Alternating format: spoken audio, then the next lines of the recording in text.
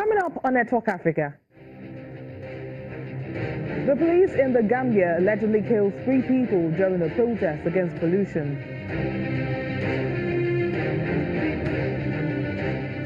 And South Africans worry over the high crime rate in the country after the murder of ANC lawmaker Sibusiso Radebe.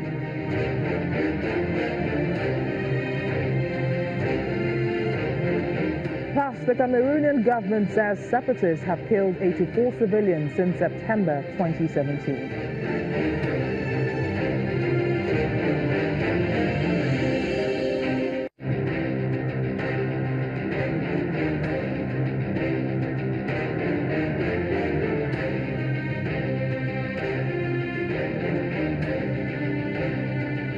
Hello and welcome to the program. I am BC Adebayo. We'll begin today in West Africa, where 3 people have reportedly been killed in the Gambia after the police shot them while they were protesting against pollution. Reports say Bakari Kujabi and Ismaila died on Monday, while 24-year-old Amadou Nyang died in hospital on Wednesday. They had been taking part in a protest at the small town of Faraba Banta, trying to bring attention to the sand mining industry, which they say is polluting the rice fields.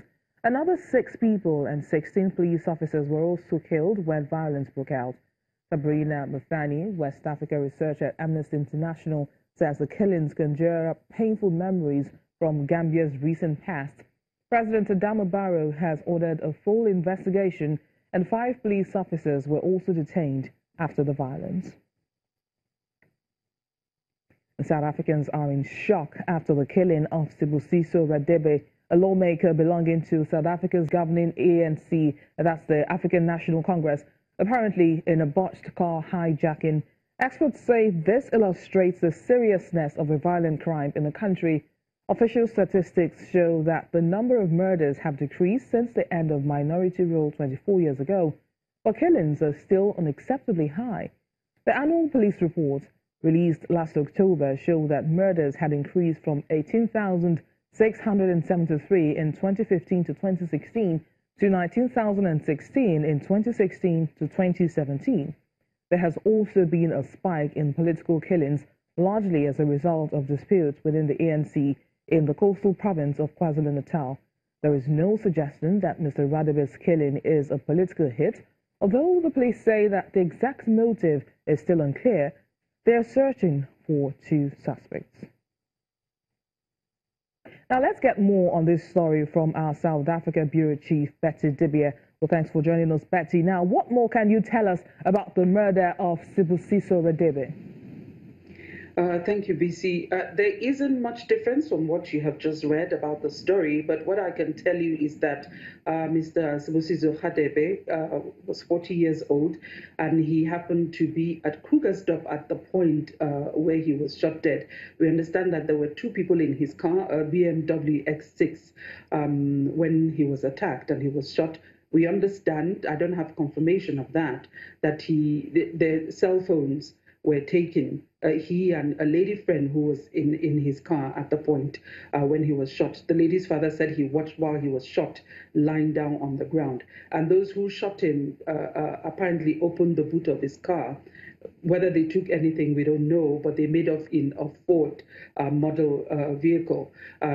2 suspects are being looked for by the police, and the spokesperson for the police, Mr. K. Makobela, said the motive is unknown, but they're doing all they can to ensure that the culprits are found and prosecuted. So how are South Africans reacting to this murder? Do they feel safe as ordinary citizens living in the country? Without meaning to sound insensitive, this is one murder among many. Today alone, and this happened on Tuesday night, actually, in that area close to Johannesburg. It's not Johannesburg city, but it's quite close. But it happened on Tuesday night. Today alone, we've had several incidents.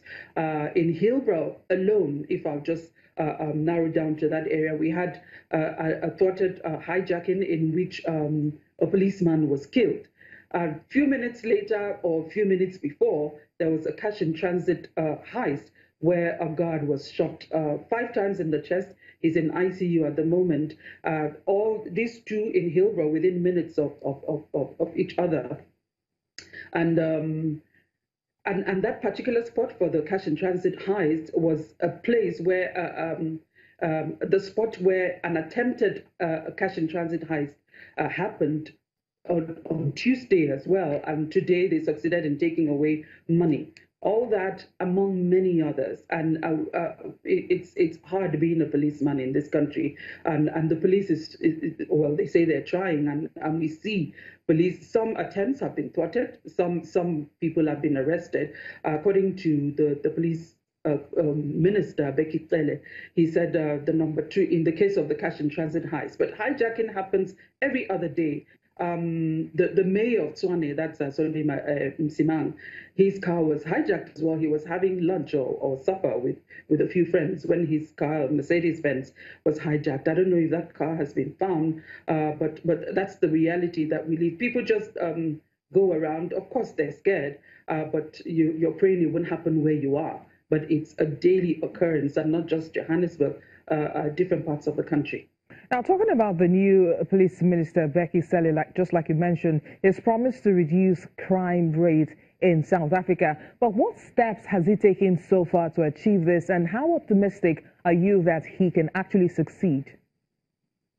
Maybe living here, I see the reality of what's on ground, but they revealed a number. Of course, they can't tell you everything they're doing, but they listed a number of steps. This includes changing the kind of cars the police men are using, different strategies, and let me call it visible, invisible policing, the presence of policemen without you knowing that they're there in order to act as quickly as possible. But it is a huge task, given the fact that a number of, guns are quite present away from rightful hands in the country. And part of the strategy includes what they call gun amnesty that had happened in the past. And they're trying to visit areas where maybe people give up their guns without being prosecuted. But it is a huge task. And you mentioned political killings. This has been happening. That hasn't been ruled out in the case of Mr. Hadebe. We don't know if it was just robbery. We don't know if it was political killing. But it's a serious situation, and I do not envy the police minister at this point. Channels TV South Africa Bureau Chief Betty Dibia, thanks for speaking with us. Thank you.